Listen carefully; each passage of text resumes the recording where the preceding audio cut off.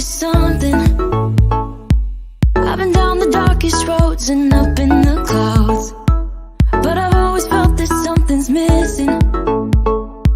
That was until I found you right there in the crowd. You came into my life and started a fire. You made me feel like I could touch the sky. Oh, there's nothing missing now that you're my desire. Now all I have to do is to make you mine. 'Cause I know, and you know what we could be. Like a song, like a perfect melody. Baby, don't say you don't believe in me. 'Cause you know, and I know, we're onto something good. You know, and I know, we got something good. One of these days, I promise you, y'all gonna come on. I'm gonna have a little karaoke mic, and I'm gonna be, singing that song because, I love my theme song. And listen, I don't know about you, but you need to have something that gets you pumped up and riled up. And I know that my song, that We Got Something Good, does it for me before I come on. Listen, here we are in the village once again. So glad that you're here. Please like and share. For those of you that are joining us after the live presentation, feel free to comment and ask questions because Dr. Chambers will be able to address those. As always, Village, we want you to feel comfortable. Take off your shoes, grab your Kool-Aid, grab your coffee, grab your tea, and let's go ahead and talk about our topic for today, which is pediatrics, the mental health challenge. Today, we do have a very special guest, and she is a board certified pediatrician. She has over 20 years caring for children and their families. Village, please help me welcome Dr. L. Jones Chambers. Thank you so much. It's so glad to be here in the village with you all today. This is a great opportunity for me, and I'm excited about being here with you guys. Thank you again so much for having me. Thank you. The village is growing, and we need more professionals like yourself that are passionate about your craft, your experience, and coming in and sharing with us. So, we had Johnny there telling you welcome. So, please feel free to feel welcome. Yeah. But the topic today is dealing with mental health. Yeah. And so when I looked at it, Dr. Chambers, I found out that when we talk about mental health, there's a lot under that umbrella, which I didn't know. And so I just want to kind of name off some things, and then we're going to give you an opportunity to kind of address what you see on a regular basis, and we'll go from there. Right. So I found out that mental health deals with ADHD, behavioral and conduct problems, anxiety, depression, autism, Tourette's syndrome. And then I didn't realize that a lot of that also comes, the mental health issues come under bullying and, kids that struggle with drugs and cigarettes and sex and alcohol. So there's a big bowl of things that we are talking about here. So you tell me, when you're talking about mental health in your practice, what are you seeing on a large scale? It's so amazing to me because actually 1 in 5 children have a mental health disorder. 1 in 5. That's actually 20% of kiddos that I see that have a mental health diagnosis. And some do not receive the care they need for those mental health illnesses. And it's a very real problem that we kind of have pushed under the rug for a long, long time. And I think now's the time to really help children to understand that they're not alone and that people are actually, that they care about them and that we want to get them the help that they need not just them, but their families also. This is a very huge problem. And it really is. And so when you say that 1 in 5, what types of mental health issues are you running into on in your practice? Right. I see anxiety disorders in kids as young as even 9 and 10 years of age. I see depression. I see ADHD or attention deficit disorders. I see lots of like even OCD. So people are very oppositional, defiant disorders or ODD disorders. I see people that are very much autism, a lot that's even underdiagnosed, and a lot of young children, even learning disabilities. So difficulty with reading comprehension, difficulty with even learning in the environment, in a school environment. So certainly this is not something that actually only, people go through, but it's actually very widespread. And in every community across the United States, it can be rich or poor, black or white, it does not matter. It actually affects a lot of children and it's underdiagnosed, to be honest, and unfortunately for that matter. Okay. Yeah, I did see a comment from Cora that she's dealing with that now. So those of you that are having that issue, whether where you're looking at it at the live or recorded, please put your questions in. Absolutely. And we'll try to get to those as we get towards the end. Absolutely. But so this may sound a little off-centered because it's not one of our questions. But I wanted to know, do you believe that some of these mental health issues have a lot to do with the environment the child is, raised in? Right. It does affect children. They're like sponges. And so they soak up their environment very, very easily. And I recall that in my own life, as a young child, my parents divorced when I was very young, and I seemed to be doing just fine, still making fairly good grades, not great grades, but I was carrying on like nothing ever happened. But on the inside, I was really, really struggling, really hurting, and no one really knew it. We kind of just kept going, kept trying to survive. And I found that I see children even today that they're just dealing with their family. Maybe they have difficulty with, paying bills or just putting food on the table. And, the kid is like a sponge, and they soak it all in.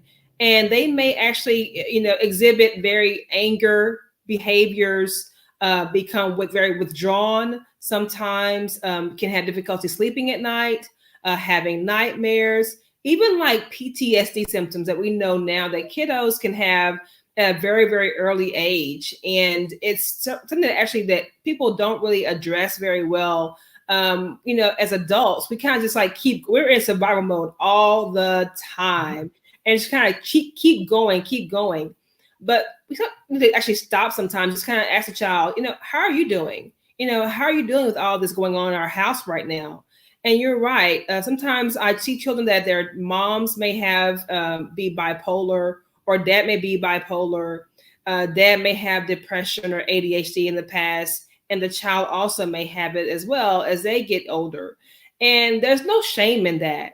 You just have to be able to just address it, acknowledge it, and get help for that, and then be able to move on to very productive people that kids can become if they get the early on counseling that they need, and even medication sometimes they need to actually address their issues.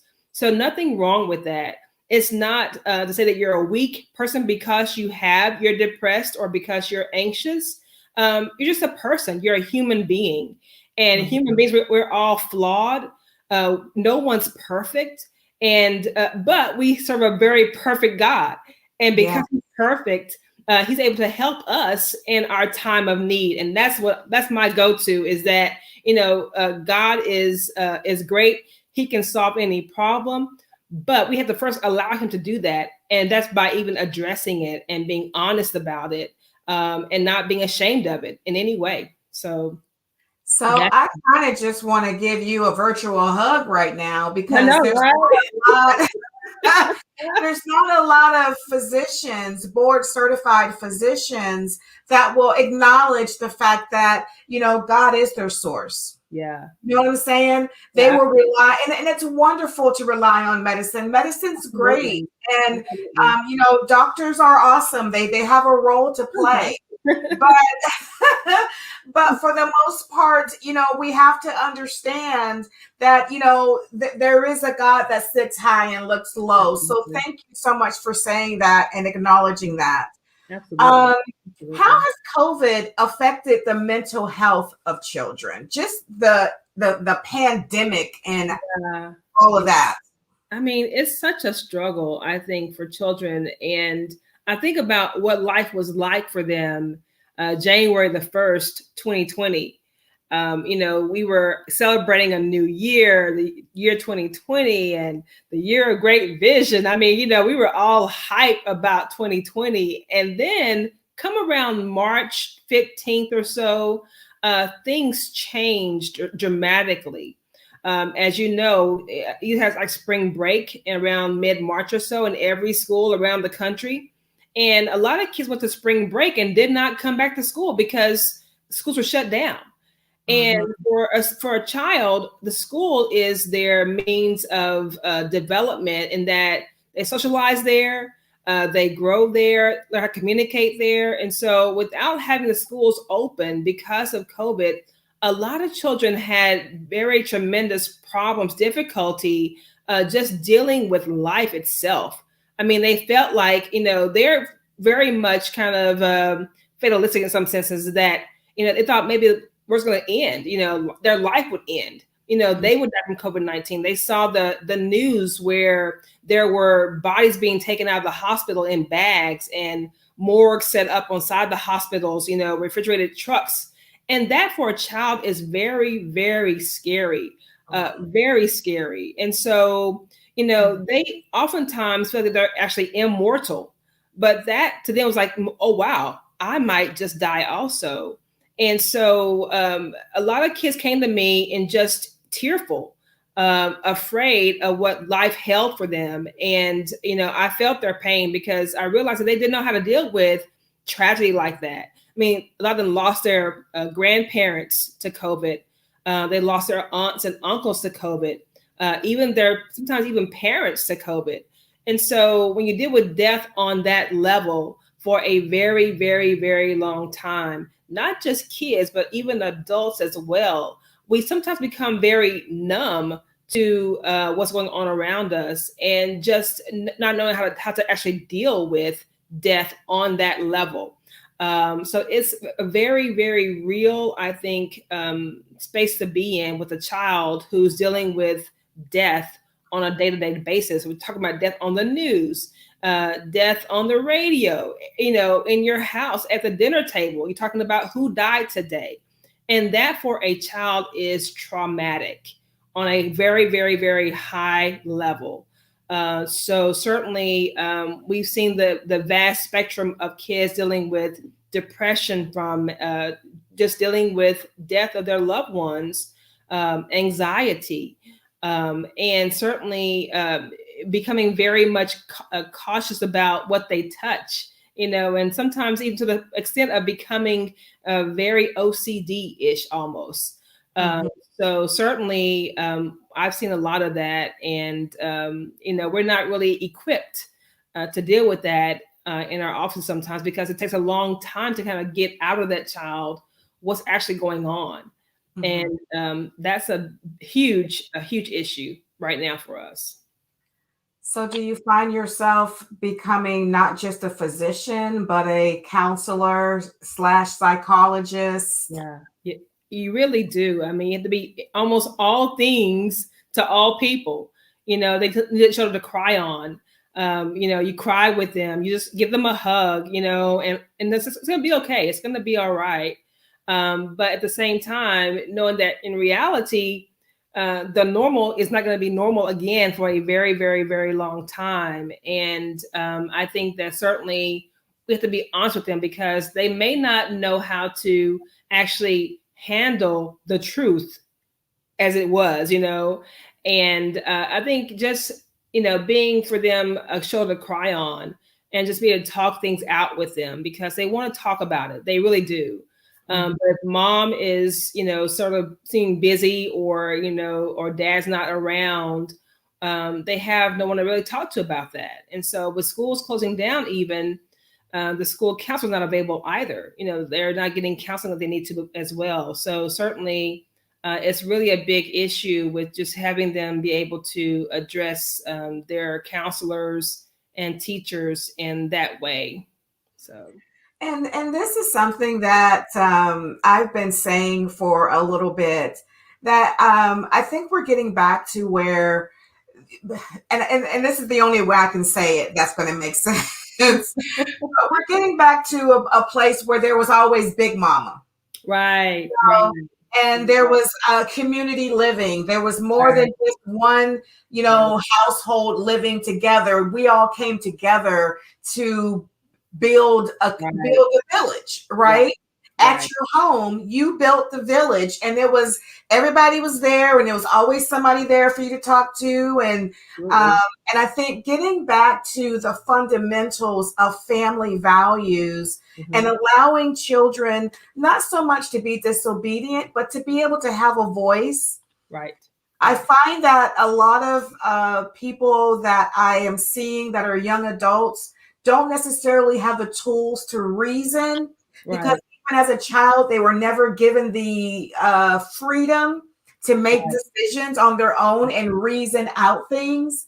And so just being able to talk it out, being able to communicate their experience is what I'm hearing from you would be a good support system for the children. Absolutely. Absolutely.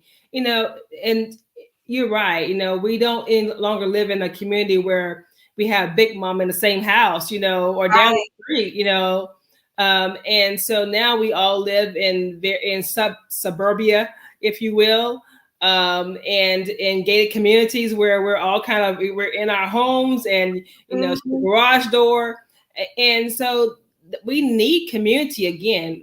Dramatically, we need community, because people need to be able to talk this out, and really in a safe environment like you have here going on in this show, is to be able to talk things out, because certainly we are very prone to just becoming isolated and insulated, and that's not healthy for anyone, including a child.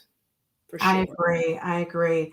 So how can we identify mental health issues in children? How do we see it? How do we know that this person's not just shy, or, they're not, how do we know that there's a real problem? Right. One thing that I look for is if their grades are changing. With online school going on now, a lot of children their grades are falling. And so looking for just changes in their behavior, if they're more withdrawn, if they're more tearful or just sad, or even having more anger outbursts than they had before. And just being able to know that if they're just not eating very well, avoiding mealtime with the family, or just maybe even staying off to themselves. Also just want to look for things like if they are, cutting themselves. That's a very, very real problem. And kids can hide that under their long sleeve shirt or their hoodie, and you won't see their cuts on their wrists or on their legs. And so, but looking for that, sometimes even like with drug use in children, they may want to be in their bedroom all the time and just not want to come out, or being with a crowd of friends is not good for them, perhaps. So looking for changes in their friends, their connections, who they're hanging out with, if they're cutting themselves, if they're perhaps, seeming more tired or more sleepy, or maybe even more like hyped up, like you would have if they were taking, some of the other types of drugs that kids take now. I mean, so not just the vaping pens, but also, Xanax bars. I see lots of marijuana use, of course, and marijuana laced with things. So I had a child in my office recently that was vomiting, And that can be a sign of marijuana usage because marijuana can cause vomiting in children. And so this can be all signs of just a child in trouble, a Mhm. child in trouble. And we have to pay attention to that because they're crying out for help a lot of times. They just want somebody to talk to, and Mhm. just somebody that needs a listening ear. Right. That's Right. important for them. Absolutely. Awesome. Wow. Oh my goodness. This is really big. One Yeah. thing that you said when we were doing the pre-interview for this show was that children 16 and under are not being vaccinated. Right. Right. That, to me, I guess when all this conversation about vaccinations, I didn't necessarily think about the children, Right. but they don't have one for the kids. So, what do you suggest for parents to keep their immune system up, and even as it pertains to nutrition? What do you where do you you know what? It's, Where I do don't you even start? know. Yeah. I stress to parents that, really healthy, well balanced meals are really, really important. A lot of times I remember growing up as a child, my mom, we would have dinner on the go. We'd be going out the door somewhere else. We just, grabbing on the way out. But these days, there are so many fast food restaurants around. They're not always healthy for children. Lots of very, very high calorie drinks and snacks and sodas and juices and such. And so I recommend to actually kids and their families to take in lots and lots of healthy, rich vegetables and good protein sources, lots of water, intake. And even you can take a simple multivitamin every day. It's not going to hurt, and it may actually help you in the long run. If you're a very picky eater, a lot of kids are very picky. So giving them a simple vitamin every day will help with that as well. But just trying to maintain a very balanced diet, healthy fruits and vegetables, and good protein sources, chicken, fish, you name it, just to be able to give them a balanced diet and not so heavy with the sugary snacks and things like that can actually harm your immune system and your ability to fight infection. So that's Okay. really important. Now, are there any immune building things they should be doing for children? I know for adults, there's a plethora of Yeah, stuff. a plethora of stuff. Right. There's all kinds of supplements and everything. Right. But for children, I'm not really sure. So what do you Right. suggest? I tell people that, exercise is really important with building your immune system. And so, we've all been quarantined for, it feels like forever. But, getting outside, getting some vitamin D from the sun, taking a walk with the family, just getting out, riding your bicycles, whatever you can do to kind of get some exercise in will go a long way with building your immune system and its ability to fight infection. So that's really vital, is just healthy exercise and also getting adequate sleep at night. Mhm. So a lot of kiddos will stay up until 10 or 2 a.m. on the video games and, watching TikTok. It's like, turn it off and go to sleep. So getting adequate rest is so important for maintaining our immune system as well. With adequate sleep, you'd be surprised how well you feel rested in the morning. And you can also, help you to fight infections. And so that's really key for not only kiddos, but for their parents as well. Well, let me just raise my hands and say, I need to get more sleep. Right, we all do. We all do. We all So do. I wanted to bring this comment back from Cora. She said, I am worried that I won't be able to help my child. I have concerns that I have intervened too late. What advice would you give for parents to help them stay optimistic in the diagnosis process? And will our family lifestyle have to dramatically shift when we are officially diagnosed? I'm not sure. Yeah. Oh, okay. So she's potentially looking for, okay. Yes. And so, it's never too late, to intervene. Because you are intervening right now, then now is the right time to get this process going to help your child. And so I tell people to find a caregiver you trust, someone you trust, and that can see your point of view and that can help you to navigate all the out there, the advice out there for your child. Start with your school counselor, your physician, your, perhaps social worker, your pastor or minister, but it is never too late. Never too late. Any change that can be made now will go a long way for a child. If they're oppositional, if they're defiant, it's not too late. Counseling is key, I think, for any of these diagnoses. Counseling is very, very important because, again, they need to talk it out and get some healthy coping skills in place. So it's never too late. It's never too late. And I also want to add that there are, support groups for everything, right? I mean, literally everything. I mean, there's some things that I was, looking at, and I found like 5 different support groups on Facebook.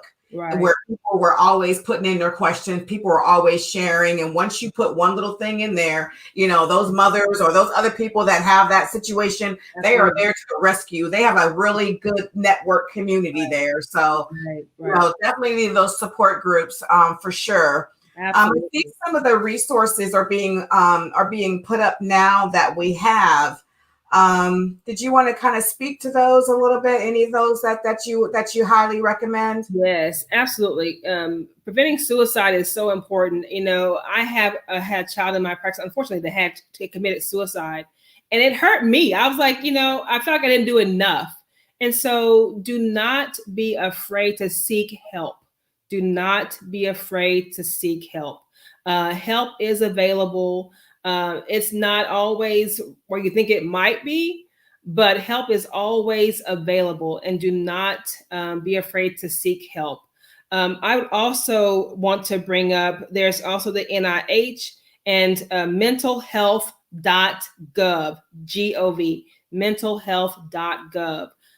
Great site you can go on to find sources of information for how to talk to your physician, perhaps, or your provider about mental health services in your community. So certainly there are things out there available for us. And I would say just take them all in and don't be afraid to go out there and do what you do. Be your child's advocate. Be your child's advocate. If no one else can or will, you be your child's advocate. They trust you and they love you and they will thank you for it. Believe me, they will. Yes. So listen, we're getting down to our final few minutes, and you've shared a wealth of knowledge, but what are your any closing remarks, anything that you just want to make sure that you get out there to the parents and children of mental health challenges? I want to let them know that, sometimes we go to a provider and we don't get what we think are the right answers that we're looking for. I say just to not stop looking for those answers you're looking for, because certainly, again, this is your child. This is your gift from God. And because it's your gift, we have to treat it that way. And I think that if you find someone you actually can trust with your child's care, then seek out that person.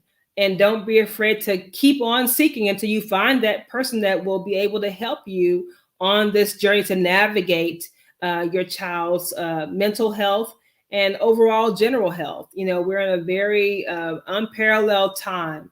And, we have to say that it's going to come to an end at some point. We just don't know when. And because we don't know when, we have to just keep hoping, keep believing, and keep striving for, health in our communities, and speak truth, basically speak to truth, because certainly I think that our families need it. Our kiddos need it. Our children need it more than anything else. And we have to be honest and open, and just be able to understand that, they're not by themselves, they're not alone. And because they're not alone, that the help is available. So that's my main point I want to get across today. Thank you for having me again. I really appreciate it. Oh, you are more than welcome. Thank you so much for joining us. And we hope to bring you back really soon. Absolutely. Thank you. Bye-bye.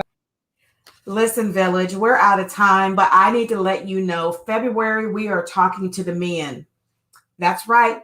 We're going to be all up in y'all grill, all up in y'all business. We talking about relationships. We talking about sex. We talking about everything. So bring your man, bring your daddy, bring your cousin, bring everybody. We need them in the village because we have some information for them.